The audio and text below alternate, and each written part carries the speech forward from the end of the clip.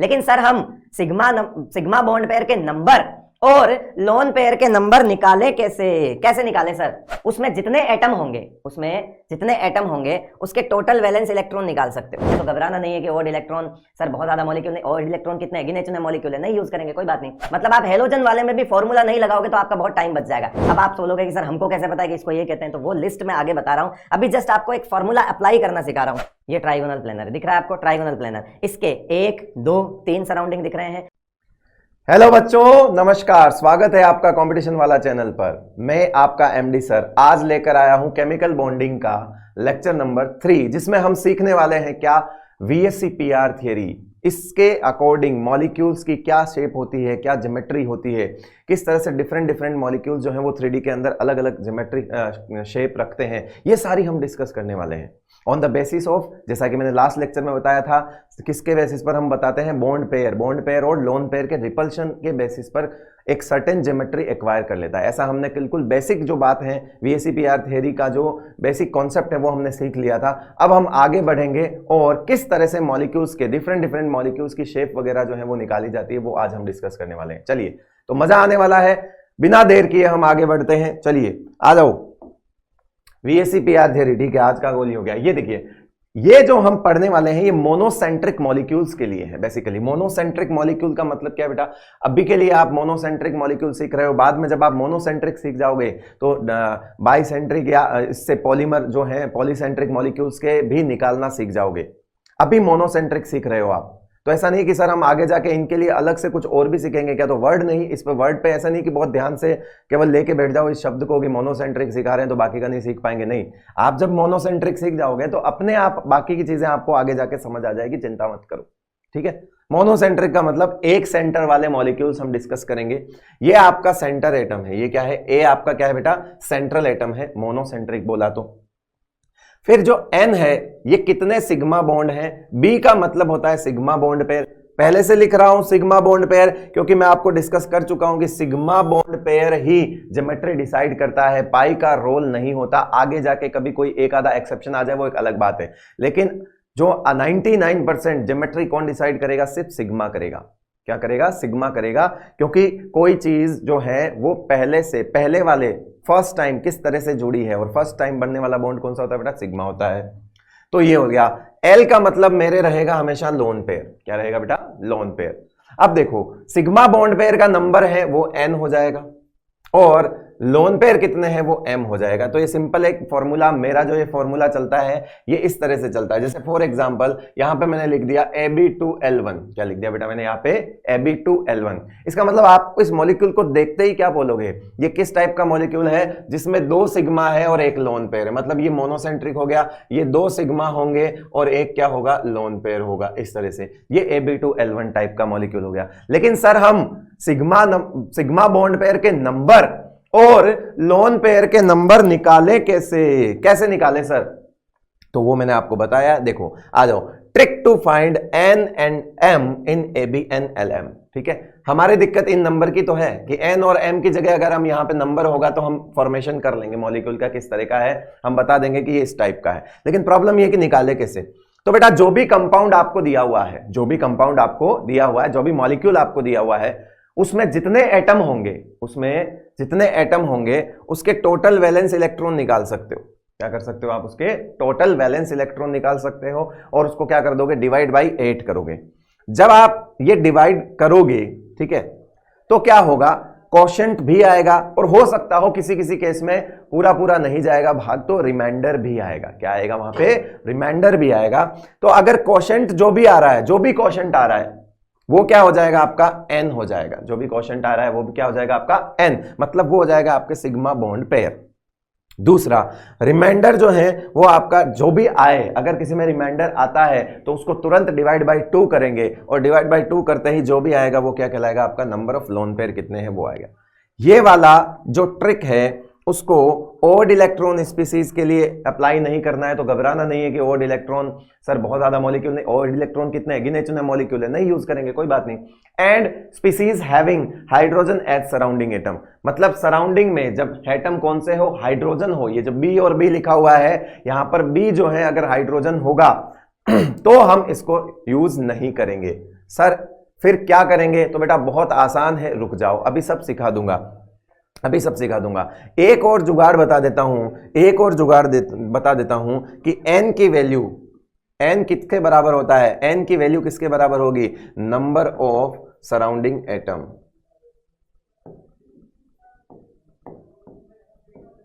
एक बार के लिए तो आप, ये जुगाड़ है कि आप सीधा सीधा n की वैल्यू तो कितनी लिख सकते हो बेटा? n की वैल्यू तो लिख सकते हो सीधा, अगर आप इस फॉर्मूले से डिवाइड बाय 8 करना नहीं चाहते हो तो n तो उतना ही होगा जितना सराउंडिंग होंगे। देखो आप खुद सोचो, a b 2 है तो बेटा n की वैल्यू 2 क्यों आई? n की वैल्यू 2 क्यों आई? जैसे फॉर एग्जांपल यहां पे लिखना है बेटा मुझे, मान लीजिए मुझे लिखना है PCl5। क्या लिखना है मेरे को यहाँ पे? PCl5।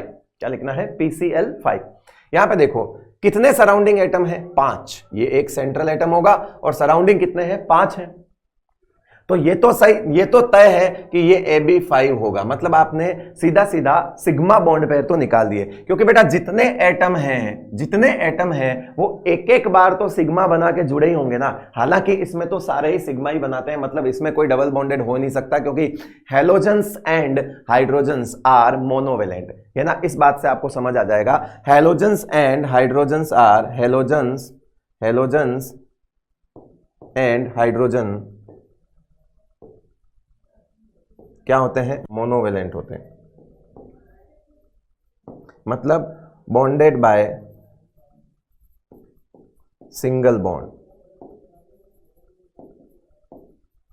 ठीक है, कुछ चीजें हैं जो मैं सिखा इसलिए रहा हूं क्योंकि आपको अभी आगे जाके ये सारी चीजें जो है समझ में आ जाएगी। चलिए फिलहाल AB5, मतलब मैं आपने क्या कह रहा हूं कि यहां पे कितने सराउंडिंग एटम है? 5 है, तो आप सीधा AB5 लिख दो। सर L का हिसाब किताब कैसे निकालें? तो बेटा वो फिर वैलेंस इलेक्ट्रॉन की जरूरत पड़ेगी। अगर आपको ये सीधा सीधा जुगाड़ नहीं समझ आ रहा, कोई बात नहीं, आप अप्लाई कर दीजिए, ये वाला फॉर्मूला अप्लाई कर दीजिए। जब जब भी आपको लगे कि हम सीधा सीधा नहीं निकाल पा रहे हैं, आप फॉर्मूला अप्लाई करिए। ठीक है, बस देखना यह है कि वो ऑड इलेक्ट्रॉन स्पीसीज नहीं हो और सराउंडिंग में हाइड्रोजन ना हो। ठीक है, क्योंकि हाइड्रोजन अगर होगा तो अलग रिजल्ट्स आएंगे, वो मैं बता दूंगा आपको कैसे क्या होगा। तो हम सबसे पहले चलते हैं आगे, और ये जो कुछ सीखा है उससे हम सीखने वाले हैं। चलिए आगे आ जाइए और यहां पर एक एग्जाम्पल करके देख लेते हैं। चलिए देख लेते हैं बेटा। सबसे पहले हम यहां पे देख लेते हैं फॉर एग्जाम्पल 1। एग्जाम्पल 1 में हम क्या करते हैं, मान लीजिए मैंने यहां पर सबसे पहले ले लिया NH3। मैं वही ले रहा हूं जिसमें हाइड्रोजन है। सबसे पहले क्या ले रहा हूं मैं? जिसमें हाइड्रोजन है, ताकि हाइड्रोजन वाली बीमारी जो है आपको अभी का अभी समझ में आ जाएगी। देखिए नाइट्रोजन के वैलेंस शेल में कितने इलेक्ट्रॉन होते हैं? नाइट्रोजन के वैलेंस शेल में कितने इलेक्ट्रॉन होते हैं? वैलेंस इलेक्ट्रॉन ऑफ नाइट्रोजन क्या सोचना है, कैसे सोचना है? 5। कैसे सोचना है? 5 होते कितने हैं? 5 होते हैं। एक हाइड्रोजन एक खाएगा, एक हाइड्रोजन एक खाएगा, क्योंकि हाइड्रोजन मोनोवेलेंट होता है। उसी तरह से एक हेलोजन भी एक ही खाएगा। मतलब आप हेलोजन वाले में भी फॉर्मूला नहीं लगाओगे तो आपका बहुत टाइम बच जाएगा। हेलोजन्स वाले में आप फॉर्मूला लगा सकते हो, फ्लोरीन, क्लोरीन, ब्रोमीन, आयोडीन में आप वो वाला फॉर्मूला यूज कर सकते हो, ट्रिक यूज कर सकते हो। लेकिन और शॉर्ट ट्रिक कहां से निकल के आती है कि हेलोजन जो है वो भी मोनोवेलेंट होते हैं। तो हमको हाइड्रोजन वाले केस से एक और तरीका समझ आ गया कि हम हाइड्रोजन के लिए जिस तरह से सोच रहे हैं, क्या वैसा हम हेलोजन्स के लिए भी सोच सकते हैं, क्योंकि दोनों ही मोनोवेलेंट होते हैं। तो बिल्कुल सोच सकते हो। लेकिन अब देखो पहले हाइड्रोजन वाला केस समझ लो। एक हाइड्रोजन एक इलेक्ट्रॉन खाता है, मतलब एक हाइड्रोजन एक इलेक्ट्रॉन खाएगा, किसका? N का, बॉन्ड बनाने के लिए, क्योंकि एक तो हाइड्रोजन देंगे तीनों, और 3 किसके खाएंगे बेटा? नाइट्रोजन के खाएंगे। इसका मतलब यूज कितने आ गए? यूज कितने आ गए? 3। तो बचे कितने? 2 का मतलब लोन पेयर कितना? 1। कैसे निकाला बेटा? वापस देखना ये कितना है? ये मैंने यहां पर AB3 लिख दिया। मैंने क्या लिख दिया बेटा? ये AB3 लिख दिया। क्यों लिख दिया? क्योंकि सराउंडिंग एटम 3 दिख रहे हैं, तो AB3 तो तय है। लेकिन L का हिसाब किताब कैसे निकालूं? तो बेटा L का मतलब क्या? Lone pair. लोन पेयर का मतलब क्या? वो इलेक्ट्रॉन जो बॉन्डिंग में पार्टिसिपेट नहीं कर रहे हैं, बच गए हैं। तो बचे हुए का हिसाब कैसे निकालोगे? तो जितने काम में आ गए उनको माइनस कर दो टोटल में से। काम में कितने आ गए बेटा? लोन पेयर कितने हो जाएंगे? इसमें लोन पेयर कितने हो जाएंगे? 5 - 3 हो जाएंगे। कितने हो जाएंगे? लोन पेयर कितना हो जाएगा? या यूं कहें नॉन बॉन्डिंग इलेक्ट्रॉन्स। इसको क्या लिख दोगे? Non bonding electrons. Non bonding electrons कितने हो जाएंगे आपके पास? 5 - 3 कितने हो जाएंगे? 2 इलेक्ट्रॉन हो जाएंगे, मींस 1 लोन पेयर। इसका मतलब क्या हो गया? 1 लोन पेयर हो गया। तो यहां क्या लिख दूं? AB3L1। क्या लिख दूंगा बेटा मैं? AB3L1। आगे जाके हमको पता चलेगा कि Ab3L1 को ट्राइगोनल पिरामिडल कहते हैं।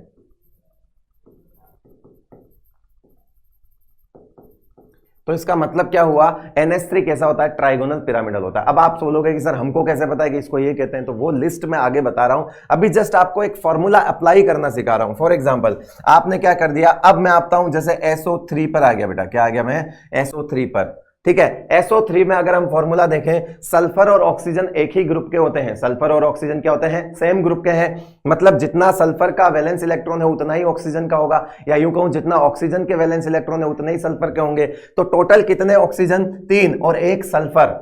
तो बताओ मुझे वैलेंस इलेक्ट्रॉन कितने हो जाएंगे, ऑक्सीजन के वैलेंस इलेक्ट्रॉन कितने होते हैं, 2s2 2p4, मतलब कितने हो गए 6, कितने हो गए बेटा 6, कितने हो गए सॉरी 6 है, तो 6 वाले कितने हो गए, यहां पे 4 हो गए, तो 6 × 4 कर दो, कितने हो जाएंगे 24। ये टोटल वैलेंस इलेक्ट्रॉन हो गए। Total valence electron divide by 8 करना है हमको, तो बताओ 24 डिवाइड बाई 8 करोगे तो कितना आएगा 3।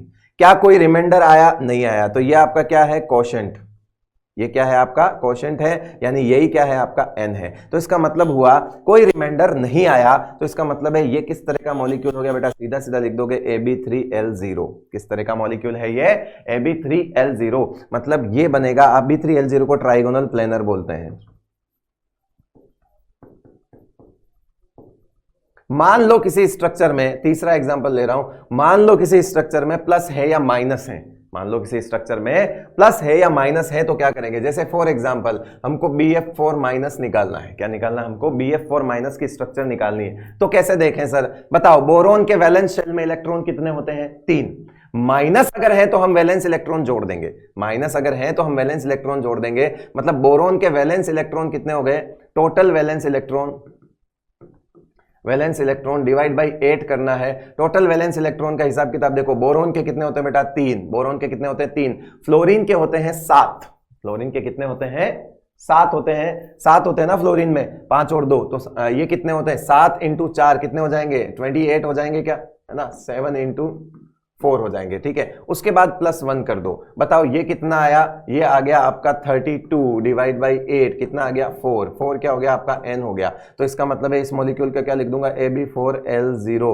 Ab4L0 को आगे जाके पढ़ेंगे हम, ये टेट्राहेड्रल होता है बेटा, कैसा होता है ये टेट्राहेड्रल। इस तरह से आप चीजें निकाल सकते हो। माइनस है तो ऐड कर देना +1 एक्स्ट्रा इलेक्ट्रॉन, प्लस है तो कम कर देना, प्लस है तो कम कर देना, क्योंकि -1 का मतलब क्या, इलेक्ट्रॉन ज्यादा, प्लस है तो इलेक्ट्रॉन क्या कर देंगे, कम कर देंगे। इसका मतलब है जैसे प्लस वाली कोई स्ट्रक्चर ले लो आप, प्लस वाली स्ट्रक्चर यहीं पे समझा देता हूं बेटा। मान लीजिए NH4+ निकालना है, क्या निकालना है आपको, NH4+ निकालना है, ठीक है, या आप NH4+। अब इसमें देखो ये वाला फॉर्मूला तो लग नहीं सकता, टोटल वैलेंस इलेक्ट्रॉन वाला फॉर्मूला तो लग नहीं सकता, तो अपन डायरेक्ट सोच सकते हैं, इसके पास कितने होते हैं 5, कितने होते हैं 5, प्लस बोल दिया तो एक कम कर दो, तो 5 - 1 कितने हो गए, 4 हो गए, 4 हो गए। दूसरा 4 के 4 काम आ गए, क्योंकि हाइड्रोजन कितने हैं 4 हैं, 4 के 4 काम आ गए, तो बताओ क्या बोलेगा बेटा, Ab4L0, ये भी कैसा हो जाएगा टेट्राहेड्रल।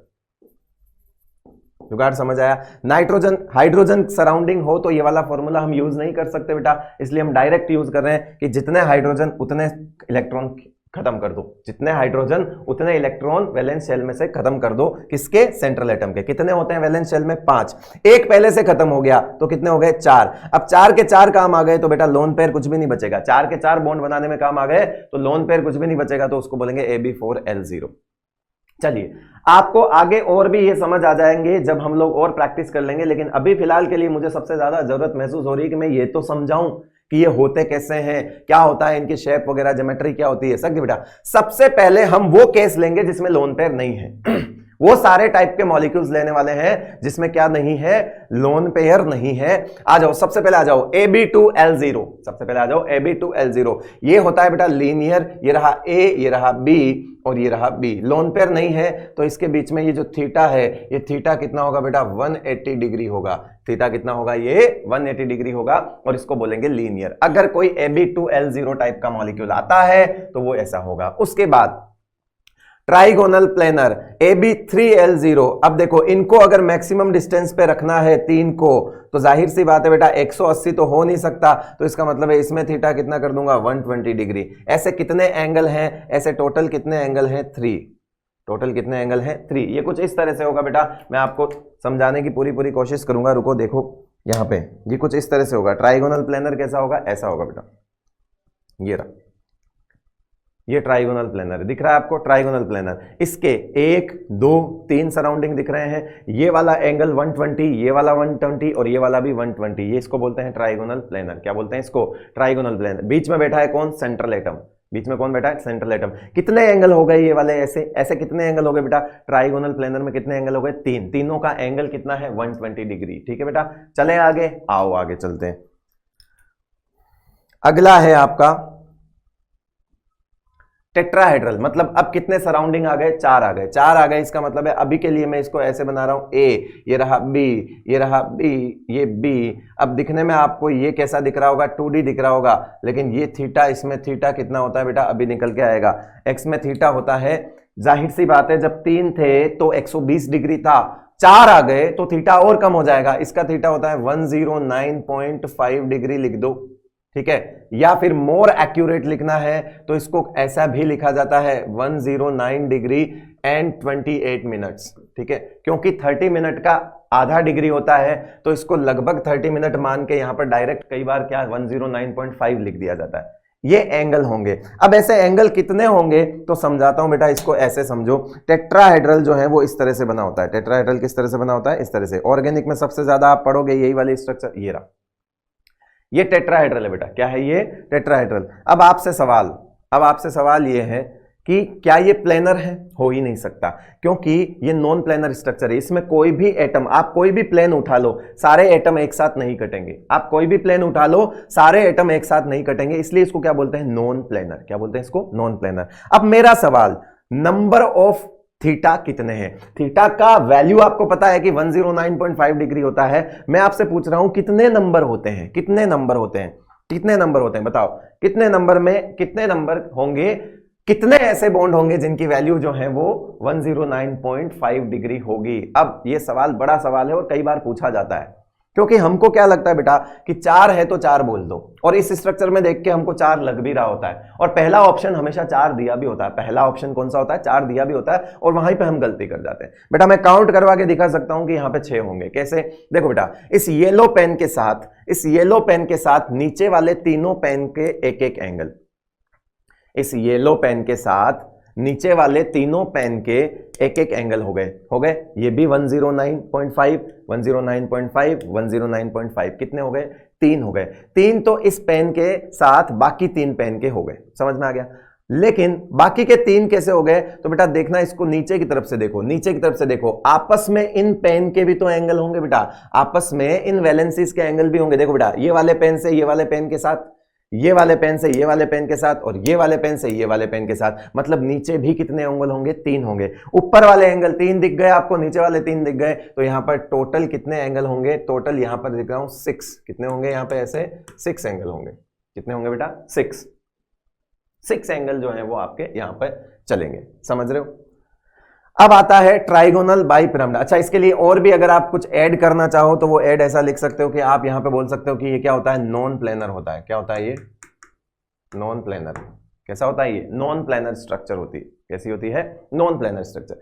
आ जाओ अगला, आ जाओ। अब क्या हो गया, AB5L0, AB5L0। यहां से कहानी बदलेगी, क्योंकि अब अभी तक तो आपने देखा कि जितने एंगल हैं वो सब एक ही तरह के हैं, चाहे इसमें 6 हैं तो 6 के 6 एक जैसे हैं। इससे पहले वाले में 3 थे 120, तो 3 के 3 120 ही थे। उससे पहले में एक ही था 180 डिग्री। लेकिन अब कहानी बदल जाएगी। अब कहानी क्या बदल जाएगी बेटा, अब आ गया एक वैलेंसी और ऐड कर रहा हूं मैं आपको यहां पे, और ये देखिए आपके सामने एक वैलेंसी ऐड हो गई।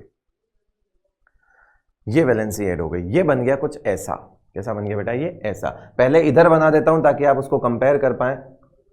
ये ए, ये बी, ये बी, ये बी, ठीक है। यहां पे ये वापस से बी और ये बी। देखो, अब आप देखो, इसको ध्यान से देखना। ये मैं आपको एक प्लेन इस तरह से दिखा देता हूं, कोशिश करता हूं 3D में आप समझ पाएंगे। ये एक प्लेन है और उसके ऊपर नीचे वैलेंसी है। ये 3 का एक प्लेन दिख रहा है और इसके ऊपर नीचे ये येलो वाली वैलेंसी और ये वाला ये ब्लैक, ये व्हाइट वाला पेन आपको दिख रहा होगा। दिख रहा है बेटा, दिख रहा है सबको, सबको दिख रहा है।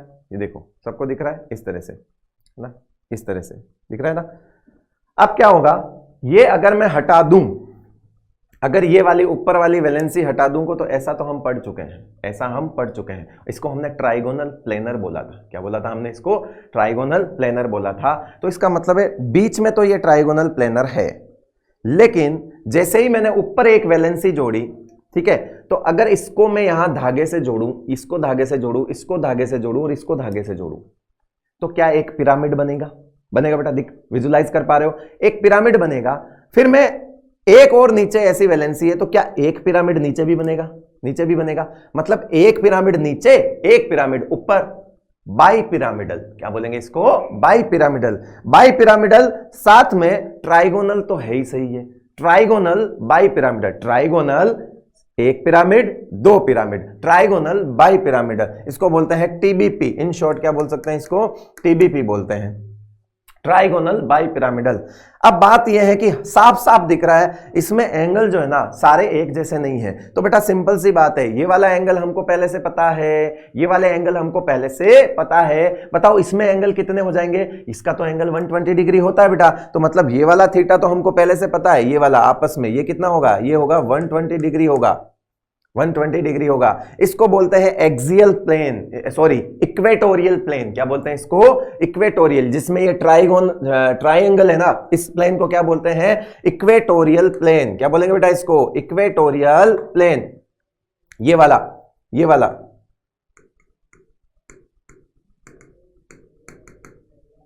इक्वेटोरियल। और ये जो है इसको क्या बोलेंगे हम? एक्सियल। क्या बोलेंगे इसको? एक्सियल। ये एक्सियल है, ये इक्वेटोरियल है।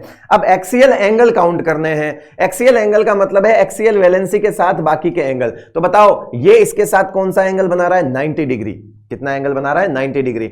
ऊपर 90 डिग्री के कितने एंगल होंगे बेटा? जरा काउंट करो। ऊपर वाले 90 डिग्री के कितने एंगल होंगे? इस एक येलो पेन के रेस्पेक्ट में बाकी तीन पेन के एंगल 90-90 होंगे। तो मतलब 1, 2 और 3, ऐसे 3 ऊपर हैं।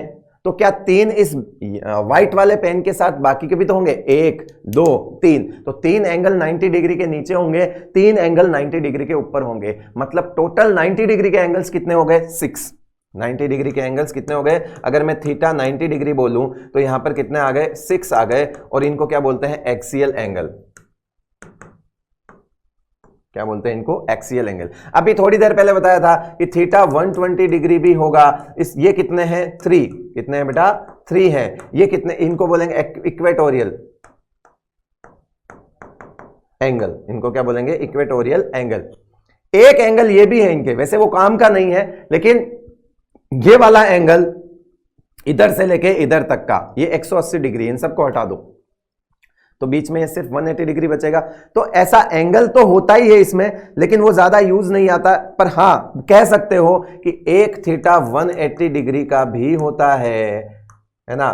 उसका कोई नाम नहीं है, बस याद रखना ये वाला जो होता है ना, ये 180 डिग्री का होता है बेटा, ये वाला। और ये जो आपका दिख रहा है ये 90 डिग्री का होगा, ठीक है। ये एक्सियल कहलाता है। क्या कहलाता है? ये एक्सियल एंगल। क्या कहलाता है? ये लिखा हुआ है 90 डिग्री। तो कुल मिला के आपके सामने ये सारी कहानी आ गई। अब आप खुद सोचो, अगर ये सराउंडिंग एटम सेम है, मैंने कंडीशन पहले लिखनी है बेटा, मैंने कंडीशन पहले लिखनी है। If surrounding atoms are same, surrounding atoms are same, तो ये कंडीशन लग रही है। अभी देखा हमने कि इक्वेटोरियल एंगल ज्यादा है एक्सियल से, इक्वेटोरियल ज्यादा है एक्सियल से। ये एंगल हमने देख लिया, क्योंकि ये 120 डिग्री है और ये 90 डिग्री है, तो लिखने की जरूरत नहीं है ज्यादा क्यों है। इक्वेटोरियल एंगल ज्यादा है किससे? एक्सियल से। अब लेंथ की बात अगर करें तो लेंथ उल्टा कर दो, इक्वेटोरियल कम कर दो, एक्सियल ज्यादा कर दो। क्यों? क्योंकि जहां एंगल कम है वहां पे रिपल्सन ज्यादा होगा। जहां पर एंगल कम है वहां पे रिपल्सन ज्यादा होगा। रिपल्सन ज्यादा होगा तो ये एक दूसरे को दूर फेंकेंगे, और दूर फेंकेंगे तो इनकी लेंथ बढ़ेगी, दूर फेंकेंगे तो डिस्टेंस बढ़ेगी, और डिस्टेंस बढ़ेगी तो इनकी लेंथ बढ़ेगी। तो रिपल्शन ज्यादा होगा तो लेंथ क्यों बढ़ती है? क्योंकि रिपल्शन की वजह से दूर फेंकते हैं तो लेंथ बढ़ेगी बेटा। समझ पा रहे हो? सोच पा रहे हो? तो जहां पे एंगल कम होगा वहां लड़ाई ज्यादा होगी। तो इसका मतलब है जिसका एंगल कम है, जिसका एंगल कम है उसकी लेंथ ज्यादा कर दो। एक्सीएल का एंगल 90 डिग्री था, उसका लेंथ ज्यादा कर दिया। कंडीशन है, लेकिन कंडीशन है बेटा, ध्यान रख लेना, सराउंडिंग एटम सारे सेम होने चाहिए। मतलब कि अगर यहां पे सपोज फॉस्फोरस है, सपोज यहां पर फॉस्फोरस है, तो फिर ये पांचों के पांचों Cl होने चाहिए। PCl5 बोलते हैं, PCl5 नाम सुना है? तो ये फॉस्फोरस है, ये Cl है, ये Cl है, Cl है, तो सब जगह Cl होना चाहिए। सराउंडिंग एटम्स अगर डिफरेंट हो गया, मान लो यहां पर कोई फ्लोरीन है, यहां पर क्लोरीन है, अब आप कंपेयर नहीं कर सकते क्योंकि फ्लोरीन क्लोरीन की साइज भी अलग अलग है, तो फिर ऐसा कंपैरिजन आप नहीं कर पाओगे। तो यहां पर हम क्या मान के चल रहे हैं? सराउंडिंग एटम्स सेम हैं, मान के चल रहे हैं। मैंने इसलिए कंडीशन भी लिख दी, if surrounding atoms are same. समझ में आया बेटा? अब चलते हैं आगे। इसका नाम ट्राइगोनल बाई पिरामिडल है, क्यों है सब समझ में आ गया। नॉन प्लेनर है, जाहिर सी बात है। आ जाओ, स्क्वायर बाई पिरामिडल। अब कितने लगाने हैं हमको? 6। कितने लगाने हैं? 6। जरा ध्यान से देखो, 6 को लगाने का तरीका ये रहा। 1 2 3 4 5 6, ये रहा बी, ये रहा B, B B B B. अब इसका एक प्लेन आपको पहले यहां 2D में विजुलाइज करा देता हूं, ताकि आप जब मैं पेन से बनाऊं तो आप उसको आसानी से देख पाएं। देखो बेटा, कुछ नहीं है, एक्सियल वैलेंसी कभी बढ़ नहीं सकती, एक्सियल वैलेंसी तो कभी बढ़ नहीं सकती, यानी एक्सियल वैलेंसी तो उतनी ही 2 ही रहनी है बेटा, ऊपर नीचे। तो फिर वैलेंसी कौन से प्लेन में बढ़ेगी? तो सर इक्वेटोरियल प्लेन में बढ़ेगी। किस में बढ़ेगी? इक्वेटोरियल में। मतलब अब जहां पर मैंने ये ट्राइगोनल प्लेनर बनाया था पहले, है ना, इक्वेटोरियल प्लेन में, अब मैं वहां पर एक वैलेंसी और बढ़ाने वाला हूं, और एक वैलेंसी बढ़ाने का मतलब है वहां क्या हो जाएगा, अब एक पेन की और जरूरत पड़ेगी। ये लो, ये देखो, ये बन जाएगा बेटा, ये बन जाएगा। एक तो ये ब्लैक पेन है तो दिखेगा नहीं टी शर्ट की वजह से, चलो अब दिख जाएगा। अब देखो बेटा, ये बन गया आपका क्या? स्क्वायर। बीच में क्या बन गया? स्क्वायर है। यहां से 1, ये 2, ये 3, ये 4। क्या ये एक ऊपर पिरामिड बन रहा है? बन रहा है, लेकिन स्क्वायर के साथ पिरामिड बन रहा है। ठीक है, फिर स्क्वायर के साथ दूसरा पिरामिड भी बन रहा है, बन रहा है। तो स्क्वायर बाई पिरामिडल बोल दिया इनको। इनको क्या बोल दिया हमने? स्क्वायर बाई पिरामिडल बोल दिया। क्यों बोल दिया? क्योंकि यहां पर 2 पिरामिड बन रहे हैं। क्यों बन रहे हैं? यहां पे 2 पिरामिड बन रहे हैं, एक ऊपर एक ऊपर। इसका एक और नाम होता है बेटा, इसका एक और नाम होता है, उसको क्या बोल सकते हैं? ऑक्टाहेड्रल भी बोल सकते हैं। क्या नाम होता है इसका? ऑक्टाहेड्रल। इसका एक और नाम होता है ऑक्टाहेड्रल भी बोल सकते हैं। दूसरा, अब आ जाओ इसमें, क्या ये एंगल दिख रहे हैं आपको यहां से यहां तक? 1 2 3 4, ठीक है, 4 एंगल 90 डिग्री के ऊपर, 4 नीचे। तो टोटल 90 डिग्री के एंगल कितने होंगे? टोटल 90 डिग्री के एंगल कितने होंगे? थीटा 90 डिग्री, थीटा 90 डिग्री कितने होंगे बेटा? कितने लिख दूं? 4 और 4 8 लिख दूं? नहीं, मैं लिखूंगा 12। कितने लिखूंगा? 12। क्योंकि आप ये भूल गए कि बीच में स्क्वायर है, और बीच में स्क्वायर है मतलब इसमें भी 4 एंगल 90 डिग्री होंगे। कितने एंगल होंगे? 4 एंगल, इसमें भी राइट एंगल होंगे। तो 4 ऊपर, 4 नीचे और 4 बीच में। 4 ऊपर, 4 नीचे और 4 बीच में, टोटल कितने हो गए? 12। कितने हो गए बेटा? 12 हो गए 90 डिग्री के। क्या 180 डिग्री के एंगल काउंट कर सकते हो? 180 डिग्री के एंगल काउंट कर सकते हो। 180 डिग्री का एंगल मतलब इस पिंक वाले पेन, इसके सामने ये वाला, इसके सामने ये वाला, इसके सामने ये वाला, मतलब ये टोटल जितनी भी वैलेंसी है ना, ये आप देख पा रहे हो, इसके साथ इसका एंगल, इसके साथ इसका एंगल 180, इसके साथ इसका एंगल 180, ऊपर से नीचे वाले का 180, मतलब ये थीटा कितना हो गया? 180 डिग्री हो गया। कितने हो गए बेटा? ये 3। कितने हो गए? 3। अब बात आती है कि सर क्या इसमें एक्सियल और इक्वेटोरियल एंगल अलग अलग है या एक जैसे हैं? तो बेटा इसमें अगर तुम 90 डिग्री का हिसाब किताब लिखोगे, इसमें तुम 90 डिग्री का हिसाब किताब लिखोगे, तो इसका मतलब होगा इसमें कितने कितने बनेंगे? यहां पर एक्सियल एंगल है, अगर आप हिसाब किताब लिखोगे तो इसमें एक्सियल आएंगे 8 एक्सियल एंड 4 इक्वेटोरियल।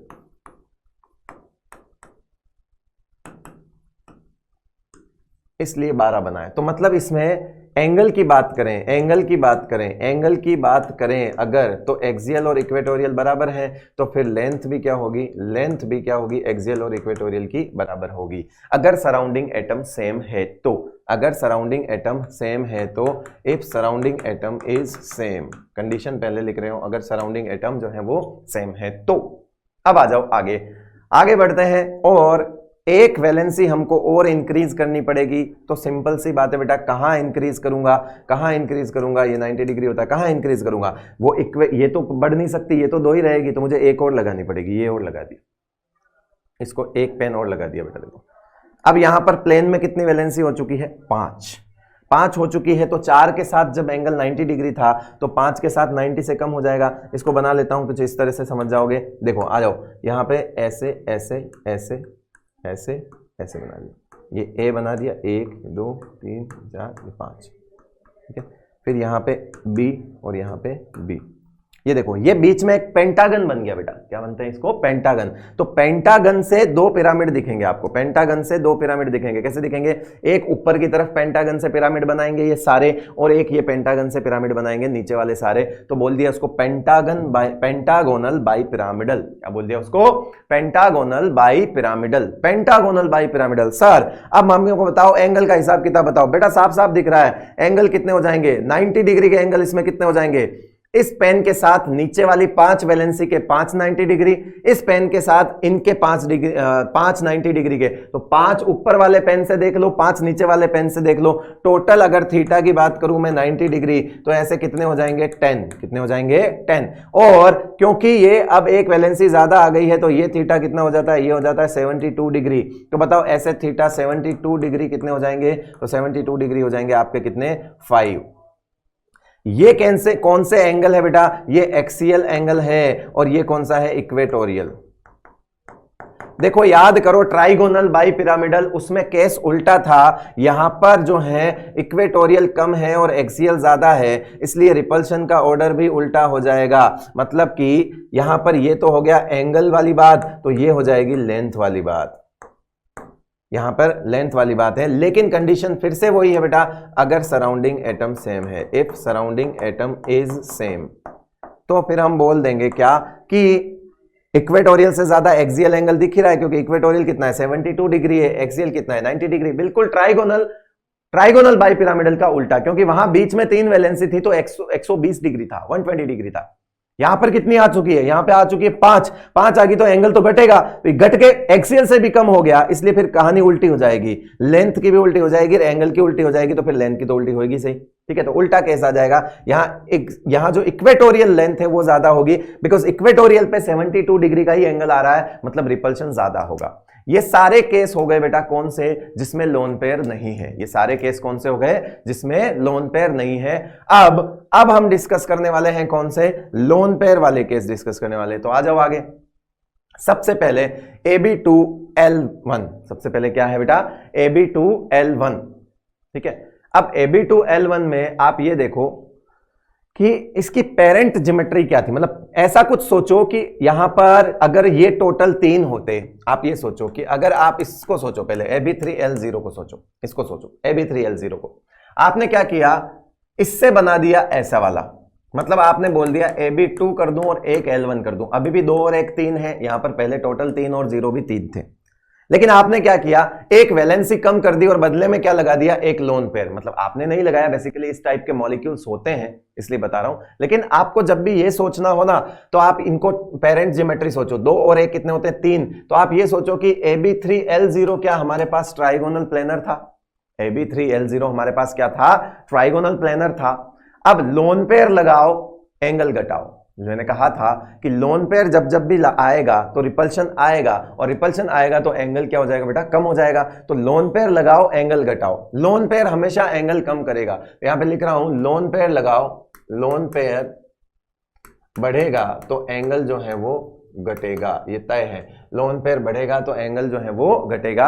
अब आ जाओ इस बात पे सीखते हैं कि सर लोन पेयर यहां पर आ गया, तो बताओ इसमें एंगल कितना था, 120 डिग्री था। तो बताओ क्या इसमें भी एंगल 120 डिग्री होगा या थीटा 120 डिग्री से कम हो जाएगा। बेटा ध्यान से देखना, यहां पे ये A रहा, ये रहा B, और ये रहा B, और ये रहा एक लोन पेयर। अगर ये लोन पेयर नहीं होता तो सबके बीच में एंगल 120 डिग्री होता। इस लोन पेयर की वजह से यहां पे रिपल्शन लग गया, इधर भी रिपल्शन लग गया। तो बताओ ये थीटा जो है, ये थीटा क्या हो जाएगा, ये थीटा जो है वो आपका लेस देन हो जाएगा 120 डिग्री। थीटा जो है वो क्या हो जाएगा, लेस देन 120 डिग्री। इसी वजह से तो इसको बेंट बोल दिया। लोन पेयर हटा दो, लोन पेयर हटा के आपको ये कैसी शेप दिख रही है, बेंट दिख रही है, वी शेप दिख रही है, और एक और नाम होता है एंगुलर। कैसा नाम होता है? एंगुलर। ये भी इसी का नाम होता है। ये थीटा हो गया 120 डिग्री। आ जाओ आगे, AB2 L2। सर इस बार हमने ये सोचा AB2 L2, तो हम ये सोचेंगे कि ये बना किससे बेटा? AB4 L0 से। किससे बना है ये? AB4 L0 के अंदर मॉडिफिकेशन हुए होंगे, क्योंकि 2 और 2 4 हो रहा है, तो AB4 L0 के अंदर मॉडिफिकेशन करके कितने लोन पेयर लगा दिए? 2। हमको पता है सर इसमें 109.5 डिग्री हुआ करता था, तो इसका मतलब है लोन पेयर अगर बढ़ गया तो एंगल घटेगा। तो इसका मतलब है अब सर थीटा हम जानते हैं, अब थीटा क्या है? वो थीटा जो है वो लेस देन 109.5 डिग्री होगा। ये तो तय है, ये तो हमको समझ आ गया सर, ये तो तय है कि हमको समझ आ गया। अब दिखता कैसा है? तो ये A, ये B, ये B, कुछ नहीं है, यहां लोन पेयर है 2 है, यहां लोन पेयर कितना था? 1 था, यहां लोन पेयर 2 है। अब इनके बीच में भी रिपल्सन आएगा, तो ये इसको भी रिपेल करेंगे और इसको भी रिपेल करेंगे, तो इसका मतलब है ये जो भी थीटा आएगा वो कितना आएगा? 109.5 डिग्री से कम आना तय है। जितना लोन पेयर होगा उतना थीटा कम होगा। तो हम बॉन्ड एंगल की बात करेंगे तो उनके बीच में, बॉन्डिंग पेयर्स के बीच के एंगल को बोलते हैं बेटा बॉन्ड पेयर। क्या बोलते हैं? Bond angle. तो बॉन्डिंग पेयर्स के बीच का एंगल, तो यहां पे एक ही एंगल है बेटा, वो कितना हो जाएगा? 109.5 डिग्री हो जाएगा। एक लोन पेयर लगभग 2.5 to 2.8 डिग्री कम करता है ना? आप 2.5 याद रख लीजिए। एक लोन पेयर एंगल में कितना कमी कर देता है? 2.5 डिग्री तक कम कर देता है एक लोन पेयर। ठीक है, क्योंकि लोन पेयर की वजह से एक्स्ट्रा रिपल्शन आते हैं और रिपल्शन की वजह से बॉन्डिंग पेयर्स के बीच में एंगल जो है वो घट जाता है। यहां तक समझ आया? आगे आ जाओ, AB3L1 की बात करते हैं। AB3L1 क्या है? तो इसमें लिखा हुआ है ट्राइगोनल पिरामिडल। सर ये भी तो इसी से बना होगा, 3 और 1 4, 109.5 डिग्री था, ये भी तो इसी से बना होगा। तो बताओ इसमें लोन पेयर है, इसमें अगर लोन पेयर है कितना है? 1 है। वैसे ये वाला मॉलिक्यूल पहले होना चाहिए था और वो अभी जो जस्ट पहले बताया था वो बाद में होना चाहिए था, लेकिन कोई बात नहीं, समझ जाना इतना तो। ये रहा A, ये रहा B, ये B, ये B, ठीक है, और यहाँ पे क्या आ गया? एक लोन पेयर आ गया। क्या आ गया? ये एक लोन पेयर आ गया। ये कुछ इस तरह से बेटा, इस तरह से, यहाँ पे ध्यान से देखना, समझ जाओगे। आ रहा हूँ अभी समझाता हूँ। ये देखो, ये 1, ये 2, ये 3, ये टेट्राहेड्रल था, ऐसा ही था ये टेट्राहेड्रल। अब अपन ने ये वैलेंसी हटा के यहाँ पे लोन पेयर लगा दिया। क्या लगा दिया बेटा? Lone pair. लोन पेयर लगा दिया तो लोन पेयर को मत देखो। लोन पेयर को नहीं देखने के बाद जो भी ज्योमेट्री बचती है उसको शेप या ज्योमेट्री कुछ भी बोल सकते हो। ये देखो, अब देखो इसको क्या बोलोगे आप? इसको अगर मैं यहां पे रख दूं ऐसे, तो ये एक पिरामिड बन गया। कैसा पिरामिड बन गया? खुद ही अगर आप इसको रख दोगे जमीन पे तो ये एक पिरामिड जैसा दिख रहा है आपको, ट्राइगोनल पिरामिडल, इसलिए इसको क्या बोलते हैं? Trigonal pyramidal. अच्छा, सिंपल सी बात है, इसके अंदर भी थीटा जो है वो लेस देन 109.5 डिग्री होगा। ठीक है, इसके अंदर भी थीटा जो है 109.5 डिग्री होगा। हाँ, ये जानता हूं कि इसमें और कम होगा, इसमें भी होगा तो उसी से कम, लेकिन और कम होगा क्योंकि नंबर ऑफ लोन पेयर कितने हैं? 2 हैं, और यहां पे नंबर ऑफ लोन पेयर कितने बेटा? 1। मैंने कहा लोन पेयर लगाओ, एंगल घटाओ, मतलब जितने लोन पेयर होंगे उतना एंगल कम हो जाएगा। अब आ जाओ आगे, AB4L1। AB4L1 को सोचने से पहले हमेशा ये सोचो कि इसकी पेरेंट ज्योमेट्री ये थी, क्योंकि 4 और 1 कितना होता है? 5। 5 वाले में हमने इसको ट्राइगोनल बाई पिरामिडल बोला था, ट्राइगोनल बाई पिरामिडल बोला था। ये इक्वेटोरियल एंगल था, ये एक्सियल था, यहां पर थीटा बेटा 120 डिग्री हुआ करता था। अब हमको इस पूरी स्ट्रक्चर में एक वैलेंसी हटा के, अब हमको इस पूरी स्ट्रक्चर में एक वैलेंसी हटा के एक लोन पेयर लगाना है। फिर इससे आगे वाला आएगा जिसमें हम एक नहीं 2 लोन पेयर लगाएंगे, और फिर उससे आगे वाला आएगा उसमें हम 2 नहीं 3 लोन पेयर लगाएंगे। बात यह है कि लोन पेयर लगाएं कैसे, क्योंकि अभी तक तो कहीं पे भी लगा लो बेटा, क्योंकि सब जगह एंगल जो है वो बराबर थे। अभी तक तो हमने कहीं पे भी लोन पेयर लगा दिया, क्योंकि इसकी पेरेंट ज्योमेट्री क्या थी? AB4L0 थी, और हमको पता है AB4L0 में सारे एंगल 109.5 डिग्री थे, कोई दिक्कत नहीं, लोन पेयर कहीं पे भी जाके लग गया, कहीं पे भी जाके लोन पेयर लग गया। लेकिन जब लोन पेयर इस वाले केस में लगाना चाहोगे, तो जब तुम्हारे सामने ऑप्शन दिख रहे हैं कि यहां पे 2 तरह के एंगल है, 2 तरह के एंगल है, तो अब लोन पेयर कहां लगाओगे? अगर 2 तरह के एंगल हैं तो लोन पेयर भी सोच समझ के लगाना पड़ेगा, क्योंकि सब कुछ तो एक जैसा नहीं है, तो कुछ तो गड़बड़ हो सकती है। तो इसका मतलब है लोन पेयर कौन था? जो झगड़ा ज्यादा करता था। लोन पेयर कौन था? जो झगड़ा ज्यादा करता था, मतलब रिपल्शन ज्यादा करता था। लोन पेयर हमने सीखा था कल वाले लेक्चर में कि लोन पेयर क्या करता है? रिपल्शन ज्यादा करता है। ज्यादा रिपल्शन करता है मतलब ज्यादा झगड़ा करता है। अरे भैया ज्यादा झगड़ा करने वाले को थोड़ा दूर रखो, ज्यादा झगड़ा करने वाले को दूर रखो। अरे दूर रखने का मतलब एंगल बढ़ाओ, दूर रखने का मतलब जहां एंगल ज्यादा हो वहां रखो। दूर रखने का मतलब क्या है, जहां एंगल ज्यादा हो वहां रखो। एंगल कहां ज्यादा है, क्या ये 90 डिग्री ज्यादा है या इक्वेटोरियल का 120 डिग्री ज्यादा है? बताओ, इक्वेटोरियल का 120 डिग्री ज्यादा है। तो बताओ मैं इसको कहां लगाऊंगा, मैं लगाऊंगा इसको प्लेन में, और प्लेन में लगाने का मतलब है ये इक्वेटोरियल प्लेन में ये लोन पेयर यहां लगा दिया, और ये लगा दिया आपका बी, ये लगा दिया बी, और ये हो गया आपका क्या, ये बी और ये बी। बताओ अब इसको क्या बोलेंगे, AB4L1, क्या बोलेंगे इसको, AB4L1। इसका नाम सीसो होता है। क्या नाम होता है, सीसो। क्यों होता है बेटा सीसो, अभी समझ जाओगे, रुको दिखा रहा हूं।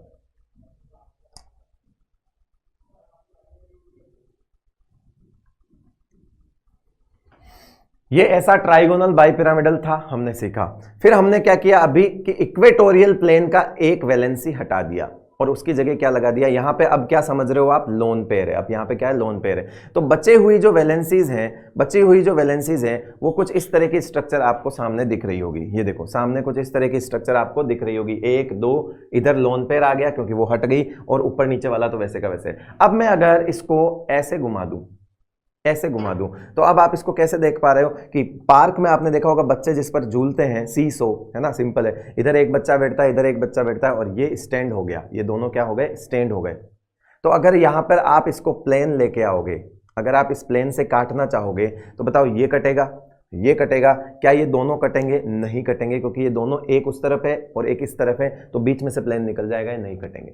मतलब ये स्ट्रक्चर नॉन प्लेनर है, मतलब ये स्ट्रक्चर क्या है, नॉन प्लेनर है, सीसो बोलते हैं। कुछ किताबें इसको पाई लिख देती है, गलत, कुछ किताबें इसको पाई लिख देती है, क्योंकि पाई ऐसा होता है बेटा, पाई ऐसा नहीं होता। पाई का मतलब हो गया कि वो कुछ इस तरह से बनाएगा, पाई का मतलब क्या हो गया कि वो स्टैंड जो है वो इस तरह से बनाएगा। रुको, ये पाई का मतलब ऐसा होगा, पाई का मतलब ऐसा होगा, मतलब ये स्टैंड दोनों इस तरफ ही होंगे, तो ये वाला जब नीचे आएगा बच्चा झूलता हुआ तो उसके तो लग जाएगी, तो इसलिए पाई नहीं है, कप्पा नहीं है, इसको सीसो बोलते हैं। ये नॉन प्लेनर होता है, ठीक है, ये इसको बोलते हैं हम क्या, नॉन प्लेनर। रुक जाओ लिखने दो रे, सीसो नॉन प्लेनर होता है, नॉन प्लेनर, नॉन प्लेनर, ठीक है। और loan pair at equatorial position,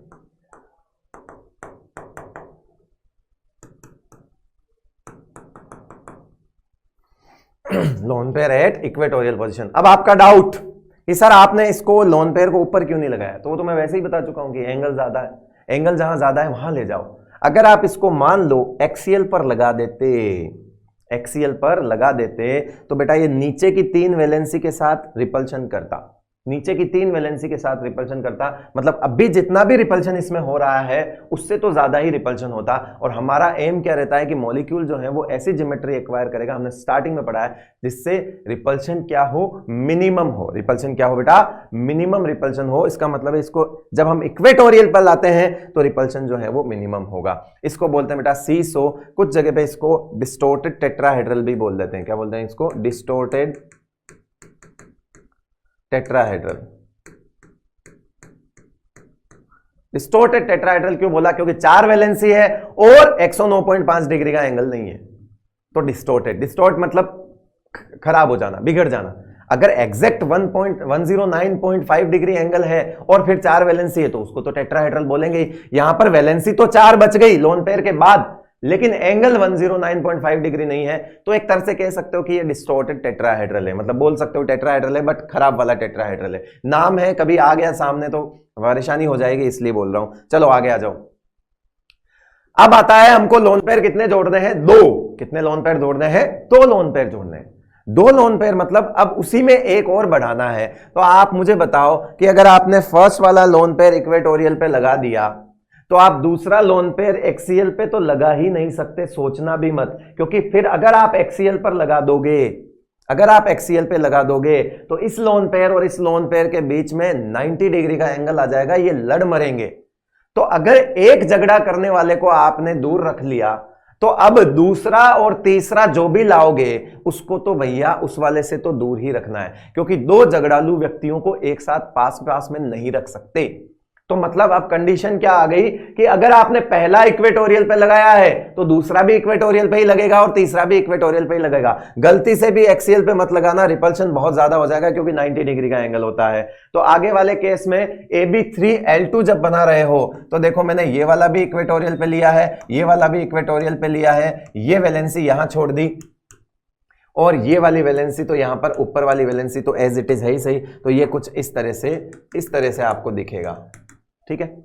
ये होता है बेटा बेंट टी शेप। क्या होता है ये? Bent T shape. Bent T shape होता है ये, बेंट टी शेप। अगर आप ये लोन पेयर हटा दोगे तो आपको ये टी दिखेगा, टी दिखेगा, तो ये प्लेनर होता है बेसिकली, ठीक है। ये क्या होता है? प्लेनर होता है। इस लोन पेयर के रिपल्शन की वजह से ये एग्जैक्ट 90 डिग्री नहीं रह पाता, ये थीटा जो है वो लेस देन 90 डिग्री हो जाता है, तभी तो उसको बेंट बोला है। क्योंकि ये अगर परफेक्ट टी, क्या होता है बेटा? परफेक्ट टी तो ऐसा होता है, ठीक है। अब एक वैलेंसी की वजह से अगर ये थोड़े से झुक गए तो इसका मतलब है इसको बेंट टी बोलेंगे। ये थीटा जो है वो लेस देन 90 डिग्री होता है। इसके अलावा इसमें कुछ बताने का है नहीं। हाँ, ये प्लेनर होता है क्योंकि टी तो प्लेनर होता है, टी को आप प्लेनर बोल सकते हो, तो ये तो प्लेनर है, ठीक है। अब आता है तीसरा लोन पेयर। तो बेटा तीसरा लोन पेयर भी यही है। देखो तीसरे लोन पेयर की कहानी भी ऐसी होगी। आ जाओ, तीसरा लोन पेयर क्या लगेगा?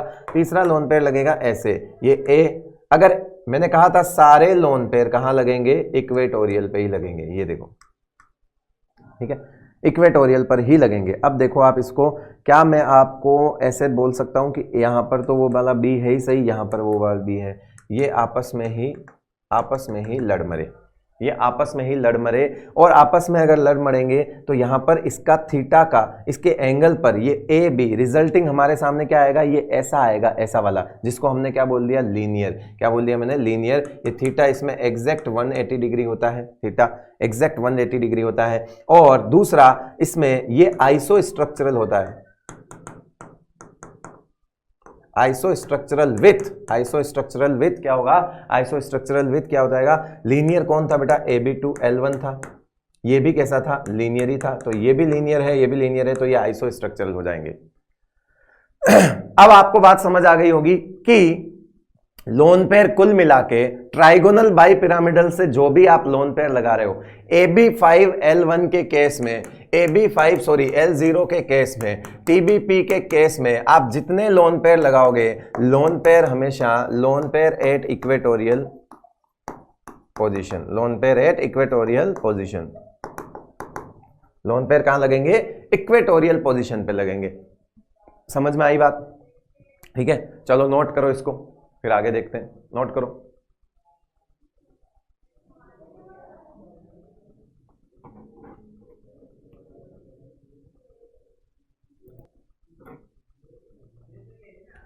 हाँ भाई, कर लिया नोट? बढ़े आगे, चलो। अगला आता है बेटा स्क्वायर पिरामिडल AB5L1। AB5L1 का मतलब इसकी पेरेंट ज्योमेट्री क्या हो गई? AB6L0 इसकी पेरेंट ज्योमेट्री हो जाएगी 5 और 1 6। तो अपन ने 6 वाला ये वाला केस देखा था। हमने कहा था इसमें एक्सियल और इक्वेटोरियल जो है वो सेम होता है, ठीक है ना। तो यहां पर देखो, अब आपके सामने कि सर हमको एक लोन पेयर लगाना है, हमको एक लोन पेयर लगाना है। मैंने कहा था कि इसमें सारे एंगल एक जैसे होते हैं, तो इसका मतलब बोलूंगा क्योंकि एक्सियल और इक्वेटोरियल सेम होता है, इसलिए first lone pair at any position, first lone pair at any position, but second lone pair जो है वो अपोजिट टू फर्स्ट वन लगेगा, वो हम इसमें सीखेंगे। अब देखो यहां पर क्या है, यहां पे आपको बनाना है AB5L1। आपकी मर्जी बेटा, आप कहीं पे भी लगाओ। मान लो मैंने यहां पे लोन पेयर लगा लिया, तो ये रहा B, ये रहा B, ये रहा B, ये रहा B, और ये नीचे वाला भी B, ठीक है। मान लो मैंने ऐसे लगा दिया। अब आप खुद सोचो, क्या नीचे पिरामिड ही बन रहा है? सिर्फ नीचे वाला पिरामिड दिख रहा है? क्या ऊपर लोन पेयर कोई पिरामिड बना है? लोन पेयर कोई वैलेंसी होता नहीं, लोन पेयर को हटा दो, ऊपर कोई पिरामिड नहीं बनेगा। पहले ऊपर भी वैलेंसी थी तो स्क्वायर बाई पिरामिडल बोला था, दो पिरामिड बन रहे थे, अब दूसरा नहीं बन रहा बेटा, एक ही पिरामिड बन रहा है, तो इसका नाम क्या हो जाएगा, स्क्वायर पिरामिडल। क्या बोलेंगे इसको, स्क्वायर पिरामिडल, स्क्वायर पिरामिडल बोलेंगे। अब नाम तो पता चल ही गया। दूसरा, क्या इसके एंगल भी खराब हो सकते हैं, तो बिल्कुल बेटा, अगर लोन पेयर है तो छोटा मोटा रिपल्शन तो करेगा, लोन पेयर है तो रिपल्शन तो करेगा, मतलब इसमें भी एंगल जो अपन बोल नहीं सकते कि एग्जैक्ट 90 डिग्री होगा, तो ऐसे केस में आपसे एंगल कभी पूछे नहीं जाएंगे, चिंता मत करो, क्योंकि वो फिर डेटा बेस्ड हो जाता है। हाँ, इतना जानता हूं एग्जैक्ट 90 डिग्री एंगल जो है वो नहीं बचेंगे। अब आता है दूसरा लोन पेयर। दूसरा लोन पेयर जो है ना बेटा, अगर आप फर्स्ट वाली मैं मान लूं कि मैंने पहला ऊपर लगाया था, तो दूसरा लोन पेयर कहां लगाऊंगा, यहां पे लगाऊंगा, और दूसरा लोन पेयर हमेशा इसके सामने लगाऊंगा। अगर मैंने ये पहला लोन पेयर इस जगह पे लगाया होता तो दूसरा यहां लगाता, पहला अगर यहां लगाया था दूसरा यहां लगाता, मैंने पहला लगाया ऊपर की तरफ तो मुझे दूसरा नीचे की तरफ ही लगाना पड़ेगा। अब जब ये दोनों लोन पेयर आपस में ही कैंसिल आउट हो जाएंगे, दोनों लोन पेयर आपस में कैंसिल आउट हो जाएंगे, तो बीच में सिर्फ एक प्लेन बचेगा, स्क्वायर प्लेन बचेगा, इसलिए उसको बोलते हैं स्क्वायर प्लेनर। हाँ, इसमें थीटा जो है वो एग्जैक्ट 90 डिग्री होते हैं, और कितने होते हैं, 4। कितने होते हैं बेटा, 4। अब यहां पर सेकंड लोन पेयर, ठीक है, या यूं कहें first lone pair at any position, second lone pair at opposite to first one. कहां लगाना है, second lone pair opposite to first one, मतलब जहां पे भी आपने पहला लगाया है, आप कहीं पे भी लगाओ पहला, लेकिन कुल मिला के यहां पर दोनों लोन पेयर, इन शॉर्ट बोल दूं, दोनों लोन पेयर एक दूसरे के 180 डिग्री पे होने चाहिए। क्योंकि अगर आपने एक लोन पेयर यहां और दूसरा लोन पेयर यहां लगा दिया, तो लोन पेयर के बीच में 90 डिग्री एंगल आ जाएगा, जो कि बिल्कुल भी ठीक बात नहीं है, क्योंकि लोन पेयर रिपल्शन मैक्सिमम होता है। मैक्सिमम रिपल्शन वाले केस को आप जो है डिस्टेंस पर भी मैक्सिमम ही रखोगे, ताकि उनके अंदर का रिपल्शन कम से कम हो। ये झगड़ा करने वाले लोग हैं, इनको आप मैक्सिमम डिस्टेंस पर रखिए। ये हो गया आपका स्क्वायर प्लेनर। चलें आगे, आ जाओ। Distorted octahedral AB6L1। Distorted octahedral क्या है, AB6L1। देखो बेटा, AB6 बना हुआ था, AB6 बना हुआ था इस तरह से AB ये बना हुआ था, ठीक है, B ये B। अब इसके पास एक लोन पेयर गया, इसके पास क्या गया, एक लोन पेयर गया। इन्होंने बोला कि लोन पेयर ने जाके बोला मुझे भी जगह दे दो। क्या बोला, लोन पेयर ने जाके क्या बोला, मुझे भी जगह दे दो, मैं भी आना चाहता हूं। इन्होंने बोला कि हम A is equals to E हैं, मतलब हम एक्सियल और इक्वेटोरियल बराबर हैं। दुनिया में हमको AB6L0 को, दुनिया में AB6L0 को परफेक्ट सिमेट्री बोला जाता है, हमको परफेक्ट सिमेट्री बोला जाता है, हमको ऑक्टाहेड्रल बोला जाता है ना, पीछे नाम लिख देना, ऑक्टाहेड्रल वैसे मैंने लिख दिया। तो अब हम तो जगह नहीं दे रहे हैं, तो कोई भी अपनी जगह देने से के लिए तैयार नहीं हुआ। लोन पेयर को आया गुस्सा, लोन पेयर को आया गुस्सा, लोन पेयर जाके बैठ गया बीच में, लोन पेयर जाके बैठ गया बीच में। कैसे कैसे, जरा इसको मैं आपको 3D में समझाने की कोशिश करता हूं, अगर आप समझ पाए तो आ जाओ इधर। ये रहा 1, ये रहा 2, ये रहा 4, 5 और 1 सेकंड रुक जाओ, ये हो गया आपका, ठीक है बेटा, ये वाला ऐसा ऑक्टाहेड्रल बना हुआ था। इसके पास स्क्वायर बाइपिरामिडल बोल दो, ऑक्टाहेड्रल बोल दो, एक ही बात है ना। इसके पास कौन पहुंच गया, लोन पेयर। लोन पेयर ने कहा भैया कोई एक जगह हट के मुझे जगह दे दो, कोई नहीं हटा, लोन पेयर बीच में जाके चला गया, लोन पेयर बीच में जाके लग गया। इनको अपने 90 डिग्री एंगल पे बहुत गुरूर था, परफेक्ट सिमेट्री। लोन पेयर पहुंच गया बीच में, बोला किसी को 90 डिग्री नहीं रहने दूंगा। क्या बोला, किसी को 90 डिग्री नहीं रहने दूंगा। वो इनके चारों तरफ घूमता रहा फ्री में, इन दो वैलेंसी के बीच में ऐसे ऐसे ऐसे ऐसे, दो प्लेन के बीच में घूमता रहता है।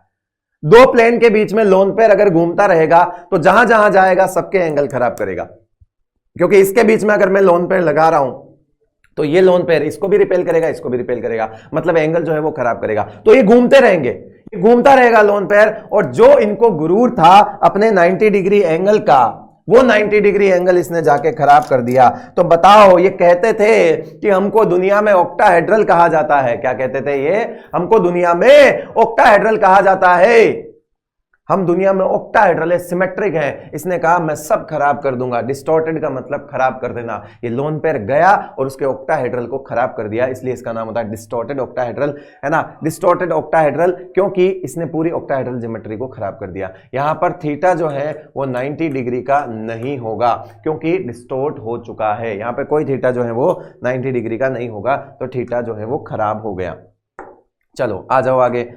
पेंटागोनल प्लेनर, ये सब कॉमन जो है बेटा, मतलब कॉमन एग्जांपल्स नहीं है बहुत ज्यादा, जो मैंने स्टार्टिंग के बताए थे वो ज्यादा कॉमन है, ये सब बहुत गिने चुने मॉलिक्यूल्स में आपको पूछा जाएगा।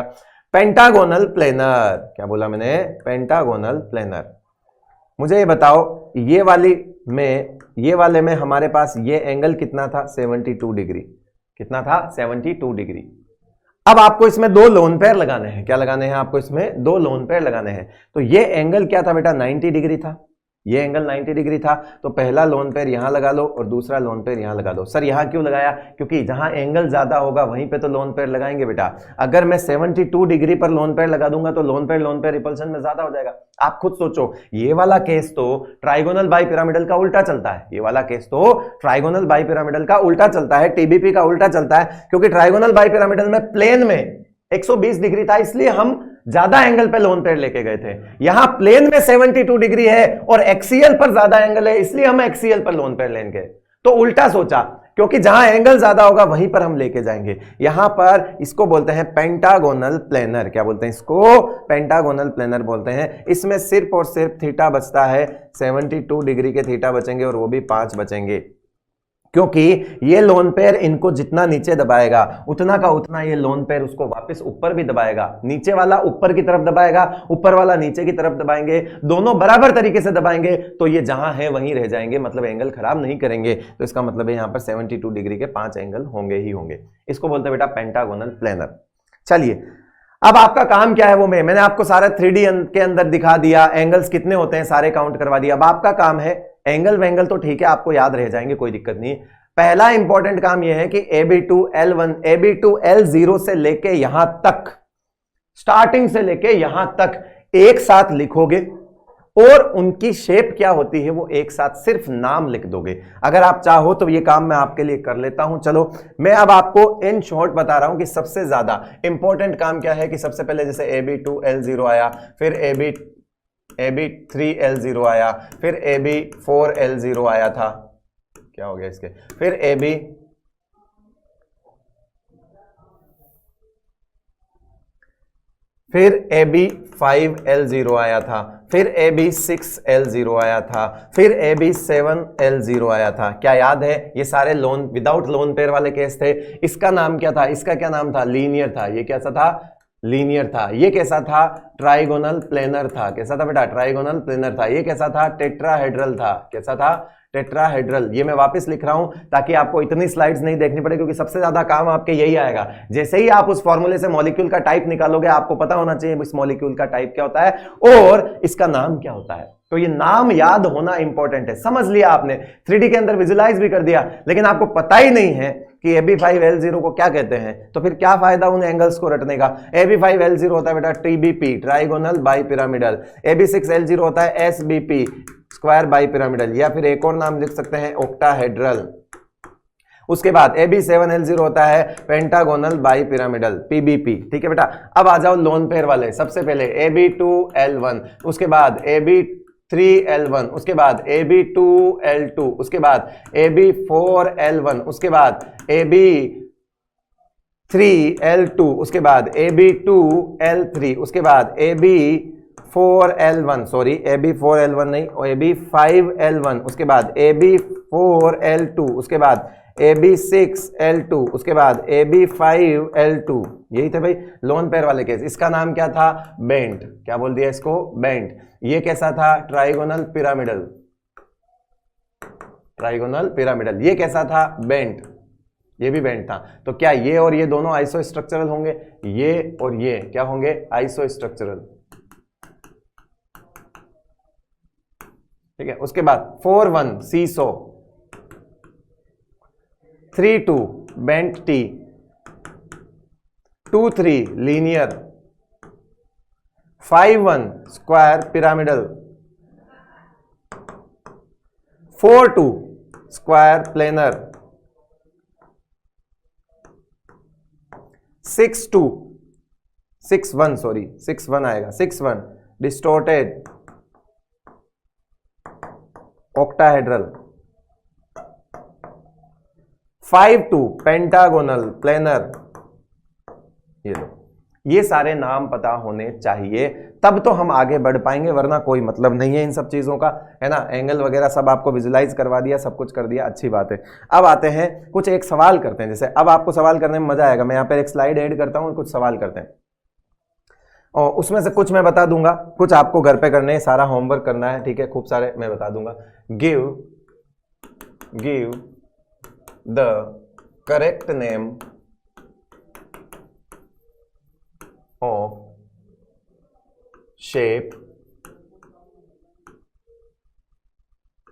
in या correct name of shape of following compounds. Give the correct name of shape of following compounds. आपको यहाँ पर मैं आपको खूब सारे एग्जाम्पल देने वाला हूँ, ठीक है। ये क्वेश्चन है, खूब सारे एग्जाम्पल देने, जैसे PCl5 सबसे पहले, उसके बाद दूसरा हो गया SF6, तीसरा हो गया आपका SO2, है ना। उसके बाद 4 नंबर, साथ के साथ नोट करते जाइए क्योंकि ये भी मैं सोच के लिख रहा हूँ। तो ये हो गया SO3, 5 हो गया आपका NH4+, उसके बाद 6 हो गया आपका H2O, उसके बाद 7 हो गया आपका H3O+, उसके बाद 8 हो गया BF3, उसके बाद हो गया 9 हो गया BF4-, है ना। उसके बाद ये 10वां हो गया आपका कौन सा, मान लीजिए PCl6-, उसके बाद ये हो गया आपका 11 नंबर हो गया AlCl3, उसके बाद 12 हो गया BeCl2, उसके बाद 13 हो गया आपका, उसके बाद लिख सकते हो आप क्या, खूब सारे मॉलिक्यूल्स अभी भी बाकी हैं, लिखते हैं SF4, SF2, XeO2F2, XeO4, XeO3, ठीक है, XeF6, XeF4, XeF2, ठीक है। इस तरह के खूब सारे मॉलिक्यूल्स हमने ले लिए और हम इनमें देख सकते हैं कि कौन सा, जैसे आगे और भी ले लो ClF3, BrF5, BrF3,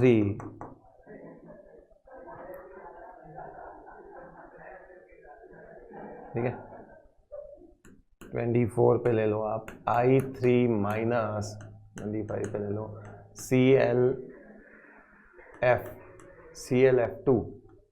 ClF2 बना लो और उसमें लिख दो -ClF2-, या ICl2-, उसके बाद ले लो आप I3+ और उसके बाद ले लो आप क्या I3+ ले लिया, उसके बाद ले सकते हो आप क्या ICl2+, है ना।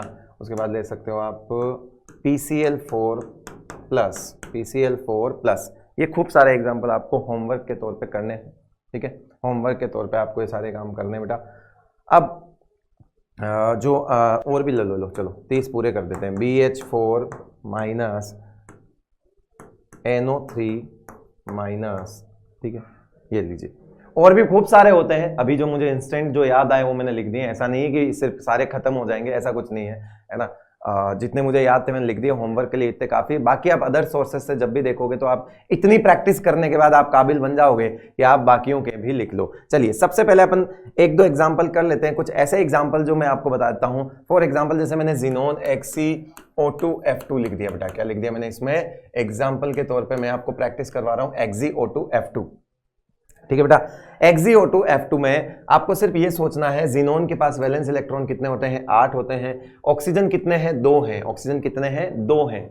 2 ऑक्सीजन है। एक ऑक्सीजन जो है, एक ऑक्सीजन के पास 6 होता है, दूसरे के पास भी 6 होंगे, तो इसको मतलब मैं 12 लिख सकता हूं। उसके बाद फ्लोरीन के पास कितने हैं?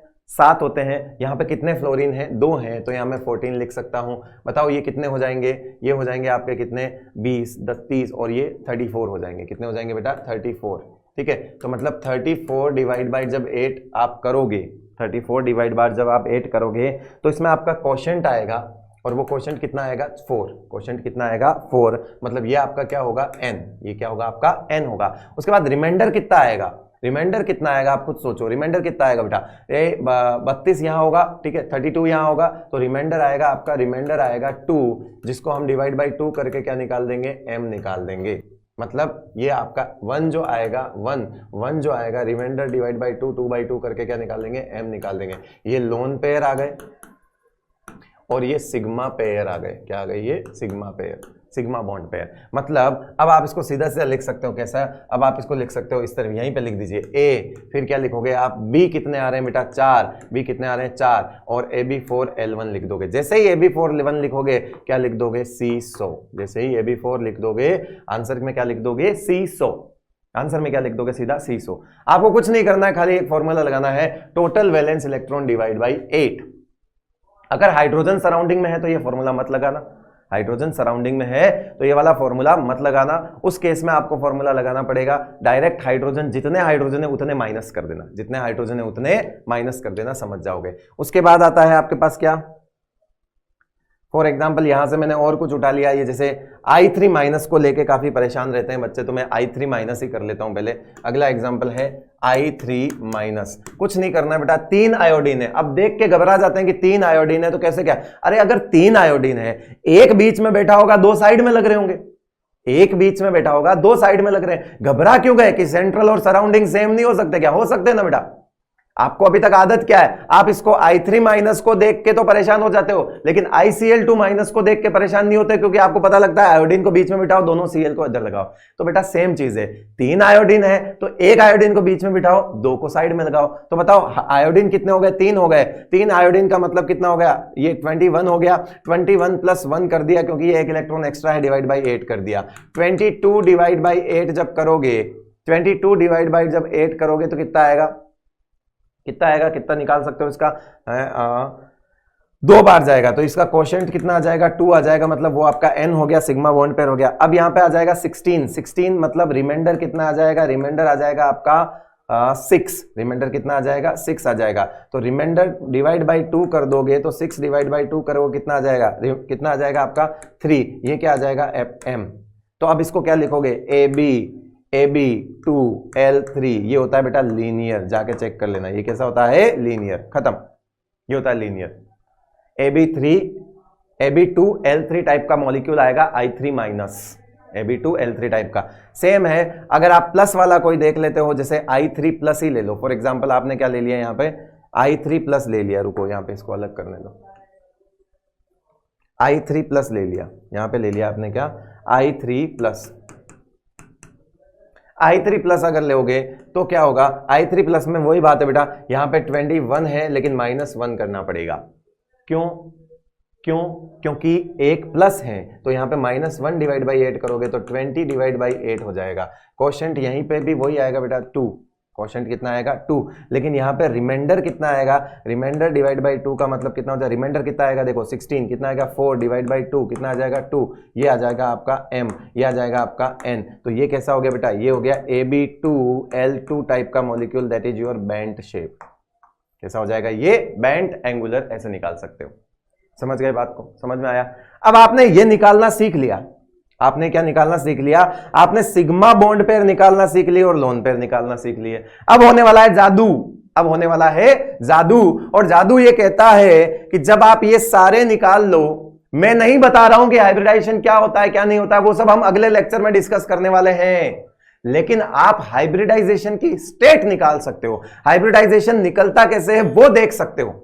मैं सिखा नहीं रहा हूं अभी कि हाइब्रिडाइजेशन क्या होता है, किस तरह से होता है, हाइब्रिडाइजेशन की थियरी नहीं समझा रहा हूं मैं आपको सिखा रहा हूं कि जब आपको यहां पर नंबर ऑफ सिग्मा बॉन्ड निकालना आ गया, नंबर ऑफ सिग्मा बॉन्ड निकालना आ गया और नंबर ऑफ लोन पेयर निकालना आ गया, तो अब इन दोनों को काउंट करना तो आता ही है बेटा। मान लीजिए आपने कोई मॉलिक्यूल, इसी को उठा लेते हैं, आपने मॉलिक्यूल AB4L1 निकाला, आपने क्या निकाला, मॉलिक्यूल AB4L1 निकाला, AB4L1 C100 होता है, अच्छी बात है, वो कर लिया। लेकिन सर क्या हम अब इस मॉलिक्यूल का हाइब्रिडाइजेशन स्टेट भी निकाल सकते हैं, मतलब इस सेंट्रल एटम का हाइब्रिडाइजेशन स्टेट भी निकाल सकते हैं क्या, बिल्कुल निकाल सकते हो बेटा। 4 और 1 कितने होते हैं, 5।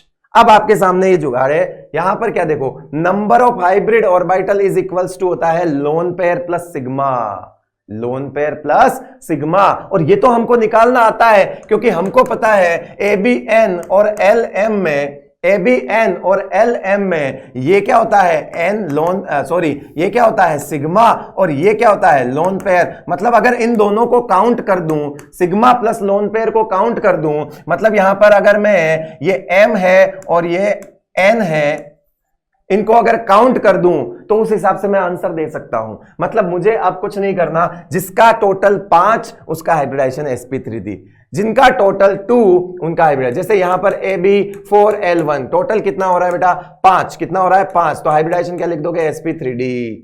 अगर मैं लिख दूं AB2L2 लिख दूं तो 2 और 2 कितने हो रहे हैं 4, तो हाइब्रिडाइजेशन कितना लिख दूंगा 4 पर sp3। अगर मैं लिख दूं AB3L1 3 और 1 4 तो भी हाइब्रिडाइजेशन कितना होगा sp3। अगर मैं लिख दूं AB2L0 तो हाइब्रिडाइजेशन बोलो sp। अगर मैं लिख दूं AB2L1 तो हाइब्रिडाइजेशन बोलो कितना sp2।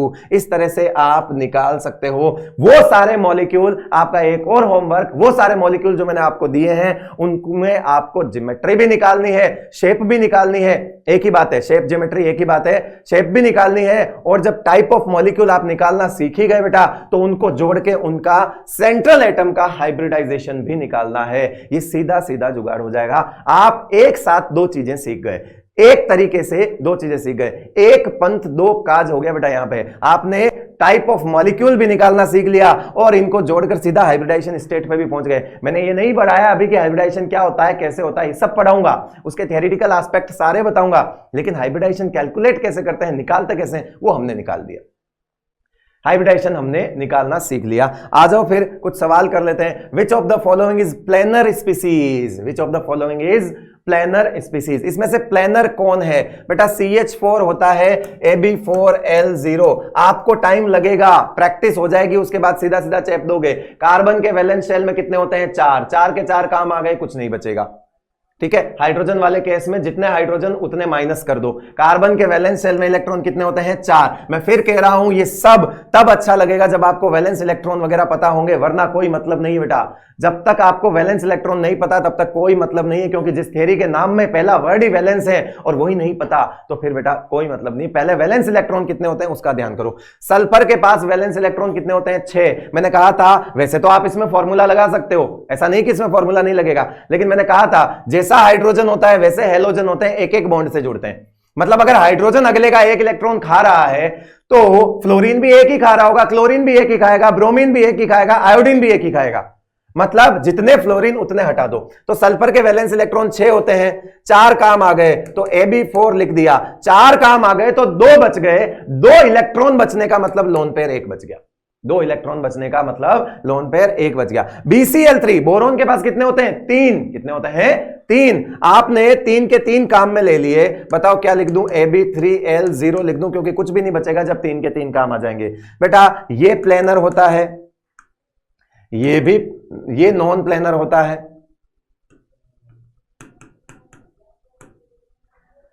ये भी नॉन प्लेनर होता है, बताया था सीसो है ना, इसको क्या बोलेंगे, ये टेट्राहेड्रल,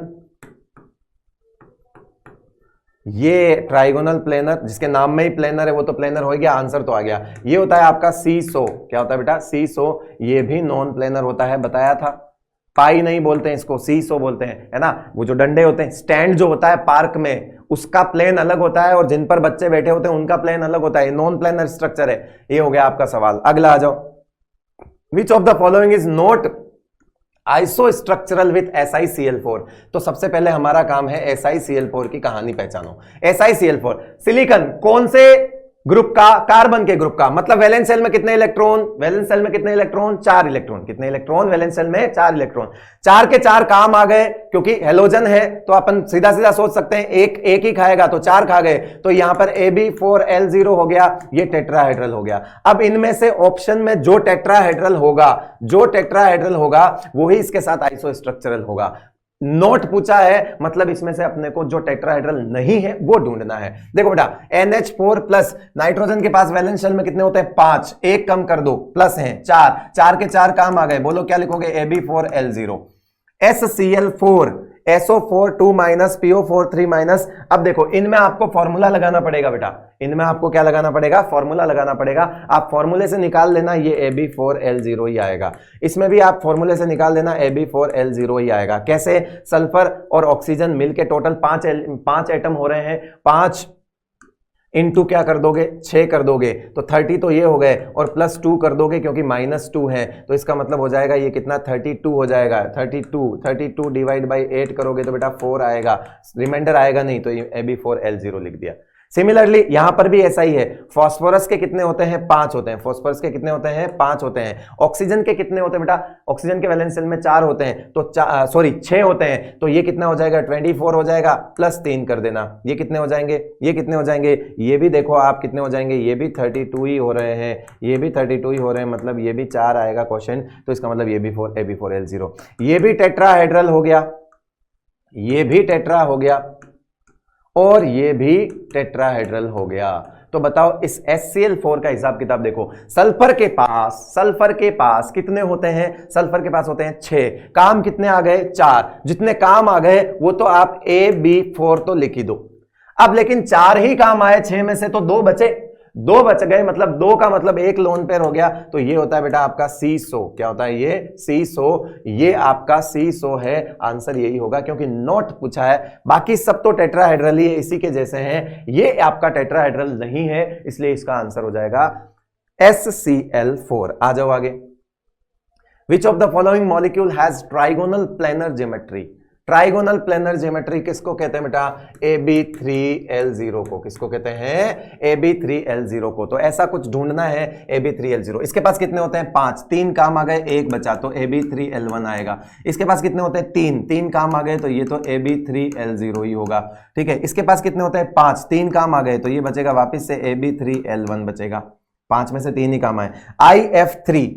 IF3, इसके पास कितने होते हैं, इसके पास कितने होते हैं, आयोडीन के पास कितने होते हैं, 7 में से काम कितने आए, 3 बचे, कितने, 4, तो मतलब 4 का मतलब लोन पेयर AB3L2। ठीक है, ये होता है आपका बेंट टी। ये क्या होता है, बेंट टी। ये क्या होता है आपका ट्राइगोनल पिरामिडल। ये भी क्या होता है आपको, ट्राइगोनल पिरामिडल। लेकिन यहाँ ट्राइगोनल पिरामिडल नहीं पूछा है, यहाँ क्या पूछा है, यहाँ पूछा है trigonal planar, and that is your trigonal planar. Answer बोलो क्या, बी, ट्राइगोनल प्लेनर पूछा है। AB3L0 वाले पे आंसर टिक होगा। समझ में आ रहा बेटा, ये इतना जल्दी आप तभी कर पाओगे जब आप खुद भी सीखोगे। Among the following molecules XeO3, XeOF4 and XeF6 those having the same number of lone pairs on xenon are. कुछ मत करो, ऐसे सवाल भी हम हमारे तरीके से कर सकते हैं। ज़ीनोन XeO3 कैलकुलेट कर लेना बेटा, टोटल कैलकुलेट करोगे तो ये आएगा आपका AB3L1 टाइप का आएगा। ठीक है, मतलब ज़ीनोन के पास 3 सिग्मा होंगे और 1 लोन पेयर होगा। उसके बाद XeOF4 को अगर कैलकुलेट करोगे तो इसमें आएगा, ये आएगा आपका AB5 आएगा, और ये आपका L1 आ जाएगा, AB5L1 आ जाएगा। उसके बाद अगर आप XeF6 देखोगे तो अगर आप इसमें फॉर्मूला लगा के, आप करते रहना बेटा फॉर्मूला लगा के, ये AB6L1 आ जाएगा। ठीक है, AB6L1 आ जाएगा। ये भी L1 यानी तीनों में ही ज़ीनोन के पास लोन पेयर एक ही है। इसका मतलब है 1, 2 एंड 3 आपका आंसर हो जाएगा। 1, 2 एंड 3 आपका आंसर हो जाएगा। तीनों में ही एक लोन पेयर आ रहा है, क्योंकि यहाँ पर शेप तो पूछी नहीं है ना। पूछना हो तो ये भी एक पिरामिडल होता है, ये 5-1 मतलब स्क्वायर पिरामिडल होता है, और ये 6-1 मतलब डिस्टोर्टेड ऑक्टाहेड्रल होता है। डिस्टोर्टेड ऑक्टाहेड्रल इसको बोलते हैं बेटा। ठीक है, तो शेप नहीं पूछी है, खाली लोन पेयर पूछा है। तो ये लोन पेयर जो हम निकालते हैं ये सेंट्रल एटम के ऊपर ही तो होता है बेटा। मतलब इस A के पास इतने तो बॉन्डिंग पेयर हैं, सिग्मा बॉन्ड पेयर हैं, और इतने आपके पास लोन पेयर हैं। ये हिसाब किताबी तो निकालते हैं हम। जो B है वो सिग्मा बॉन्ड पेयर है, नॉट पाई यहां पर इंक्लूडेड नहीं है, क्योंकि पाई ना तो शेप डिसाइड करता है ना, और ना ही हाइब्रिडाइजेशन डिसाइड करता है। अभी तक हमने 2 ही चीज सीखी है, हाइब्रिडाइजेशन निकालना भी सीखा है, जिसमें भी हम सिर्फ सिग्मा काउंट कर रहे हैं। तो पाई के केस अलग होते हैं, पाई आपको समझ में आ जाएगा, वो मैं बता दूंगा, है ना, सिंपल सी बात है।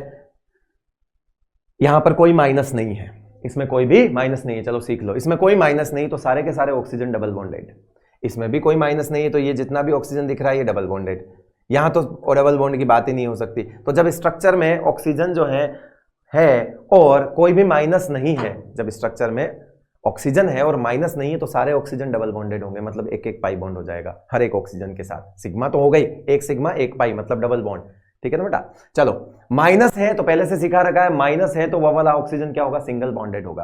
अगर माइनस है तो वह वाला ऑक्सीजन कौन सा होगा, सिंगल बॉन्डेड। लेकिन मैं फिर कह रहा हूं ऑक्सीजन और नाइट्रोजन वाले कंपाउंड्स में परेशान ना हो, फॉर्मूला लगा ले, डायरेक्ट फॉर्मूला लगा ले, है ना। आप परेशान ना हो, डायरेक्ट फॉर्मूला।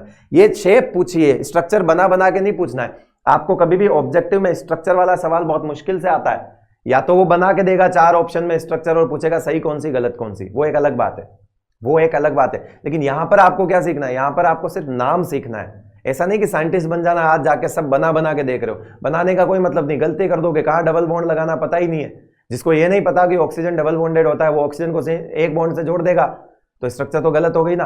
हाँ, आपकी शेप आप बिल्कुल सही बना लोगे, लेकिन बीच में डबल बॉन्ड है या सिंगल बॉन्ड है ये भी पता होना चाहिए। हम केवल सिंगल ही काउंट कर रहे हैं, हम केवल सिंगल ही काउंट कर रहे हैं, बस इतना ध्यान रखना।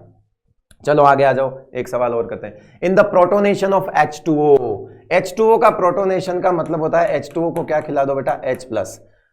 ये इसका लोन पेयर इसको डोनेट करेगा कोऑर्डिनेट बॉन्ड के थ्रू, और कोऑर्डिनेट बॉन्ड के थ्रू जब ये लोन पेयर डोनेट करेगा तो ये बनेगा क्या बेटा, H3O+ बनेगा। क्या बनेगा, H3O+, जिसमें ये रहा एक लोन पेयर यहाँ पे होगा, ये प्लस चार्ज होगा, ये H होगा, ये H होगा और ये H होगा, ठीक है। इसको बोलते हैं हाइड्रोनियम आयन। क्या बोलते हैं बेटा इसको, हाइड्रोनियम आयन। क्या बोलेंगे इसको, हाइड्रोनियम आयन। ये लो हाइड्रोनियम आयन बनता है। अब देखो ये पहले अपन क्या करते हैं, पहले अपन H2O का हिसाब किताब कर लेते हैं, H2O का हिसाब किताब कर लेते हैं। ये ऐसा होता है बेटा, ऐसा होता है, मतलब ये हो गया आपका Ab2L2 टाइप का मॉलिक्यूल जिसको हम बोलते हैं बेंट, और 2 और 2 4 होते हैं तो हाइब्रिडाइजेशन हो गया sp3। अब यहां पे देख लेते हैं, ये हो गया आपका Ab3L1 टाइप का मॉलिक्यूल, 3 और 1 हाइब्रिडाइजेशन हो गया, इसका भी sp3, लेकिन शेप ट्राइगोनल पिरामिडल हो गई। अब आपसे क्या पूछा है कि जब H2O से H3O+ बना तो क्या क्या बदल गया, क्या मॉलिक्यूल की शेप बदल गई, बदल गई। क्या hybridisation state of oxygen change हुआ, नहीं हुआ। हाइब्रिडाइजेशन sp3 पहले भी था, अभी भी sp3 है। क्या शेप ऑफ मॉलिक्यूल बदल गया, हाँ, पहले बेंट था और अब ट्राइगोनल पिरामिडल बदल गया। क्या कोवेलेंसी ऑफ ऑक्सीजन चेंज हो गई, देखो बेटा ऑक्सीजन यहां पे कितने बॉन्ड बना रहा है, 2 बॉन्ड बना रहा है, यहां पे ऑक्सीजन कितने बॉन्ड बना रहा है, 3 बॉन्ड बना रहा है। अरे सर ऑक्सीजन 3 बॉन्ड बना रहा है, कोवेलेंसी बदल गई। इसमें कोवेलेंसी 2 है और इसमें कोवेलेंसी कितनी हो जाएगी, 3। देख रहे हो कितनी आसानी से हो रहा है ये सवाल। तो ये भी सही है, ये भी सही है, मतलब आपका आंसर हो गया ये वाला, B and C both, B and C both are correct. चलिए आगे आ जाओ। यहां पर the type of hybrid orbitals in nitrogen in NO2+ NO3- and NO3। आप फॉर्मूला यूज करिएगा, NO2+ जो आएगा आपका Ab2L0 टाइप का आएगा। सारा मैं बार बार हर जगह फॉर्मूला लगा के नहीं बताऊंगा। फिर NO3- में भी आप फॉर्मूला यूज करिएगा, वो आएगा आपका Ab3L0 टाइप का। NH4+ में कई बार बता चुका हूं, and that is your Ab4L0 होता है। बताओ 2 और 1 2 मतलब हाइब्रिडाइजेशन क्या हो गया, sp। 2 और 0 2 तो हाइब्रिडाइजेशन क्या हो गया, सॉरी sp। 3 और 0 3 तो हाइब्रिडाइजेशन हो गया sp2। 4 और 0 4 तो हाइब्रिडाइजेशन हो गया sp3। तो अब आपको रेस्पेक्टिवली देखना है sp sp2 sp3, sp sp2 sp3, answer कर दो B। आंसर क्या हो जाएगा आपका B, सीधा सीधा। आ जाओ आगे। In which of the following molecule ions BF3NO2- and NH2- and H2O the central atom is sp2। इसमें से देखना है कौन कौन से के पास sp2 है। पहला कौन सा है बेटा, BF3 है, उसके बाद कौन सा है, NO2- है, उसके बाद क्या है, NH2- है, उसके बाद क्या है, H2O है। हमको आप फॉर्मूला लगा देना, समझ आ जाएगा। जहां हाइड्रोजन है वहां फॉर्मूला नहीं लगेगा।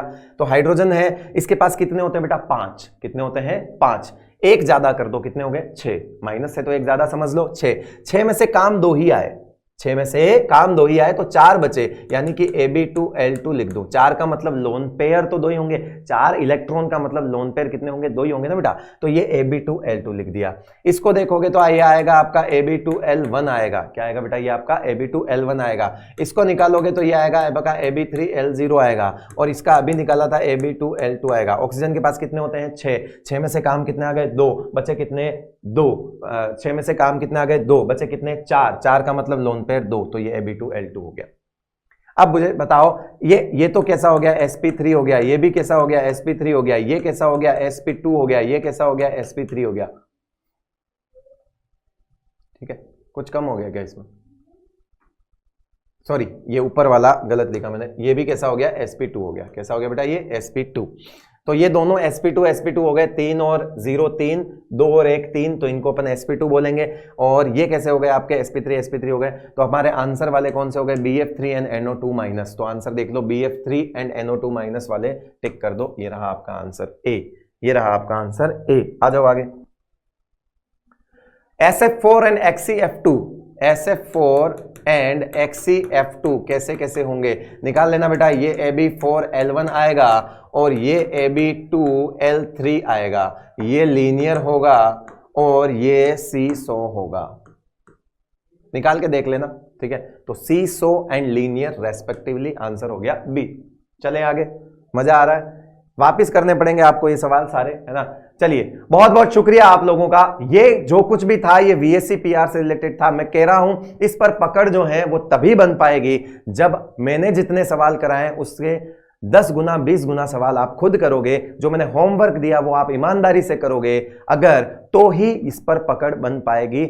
जितना हो सके करीब करीब आप मान के चलिए, मैंने आपको 30 वहां दिए थे, 10-20 नए करवा दिए होंगे, तो मैंने आपको 40 मॉलिक्यूल्स के आसपास तो मैं दे चुका हूं। इसके अलावा आप और भी कहीं पे मॉलिक्यूल्स वगैरह देखते हैं, किसी बुक में सवाल वगैरह देखते हैं, तो सबकी शेप ज्योमेट्री वगैरह निकालिए आप, अच्छे से प्रैक्टिस हो जाएगी। बार बार आपको फॉर्मूला लगाने की जरूरत नहीं पड़ेगी। जब आपकी प्रैक्टिस हो जाएगी तो आप सीधा सीधा आंसर निकाल लोगे। चलिए बेटा, बहुत बहुत शुक्रिया आपका। Thank you so much, thank you.